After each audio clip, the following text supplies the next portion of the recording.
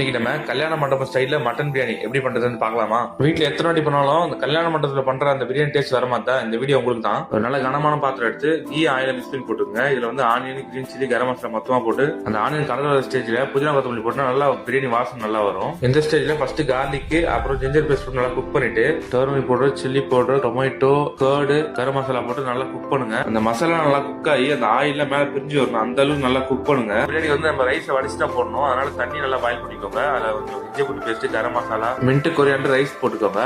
நான் வந்து mutton cook ஆகுது லேட்டா வந்ததுனால நான் பாயில் பண்ணி தனியா போடுறேன். நீங்க அப்படியே டேரக்டா கூட போடலாம், நல்லா இருக்கும். இந்த பிரியாணிக்கு வந்து முக்கியமான ஸ்டேஜ் இதாங்க. நம்ம பாஸ்மதி ரைஸ் வந்து பாதி ரைஸ் ஆஃப்டர் குக் பண்ணி அந்த கிரேவில போட்டு ஸ்ப்ரெட் பண்ணிக்கோங்க. மிச்ச பாதிய முக்காவாசி குக் பண்ணி மேல போட்டுக்கோங்க. கொஞ்சம் கிரேவி எடுத்து வச்சிருக்கேன், அதை மேல போட்டு லெமனு, கீ, ஒரு கரம் மசாலா போட்டு ஃபுல்லா கவர் பண்ணிட்டு ஒரு 15 மினிட்ஸ் டம் போட்டீங்கன்னா சூப்பரான மட்டன் பிரியாணி ரெடி ஆயிடும். நம்ம மண்டபத்தில் செய்யற மாதிரி அதே டேஸ்ட்ல வரும். ட்ரை பண்ணி பார்த்து எப்படி இருக்கு சொல்லுங்க. ரெசிபி வேணா கமெண்ட் பண்ணுங்க. இது மாதிரி இன்ட்ரெஸ்டிங் ரெசிபி நம்ம சேனலை ஃபாலோ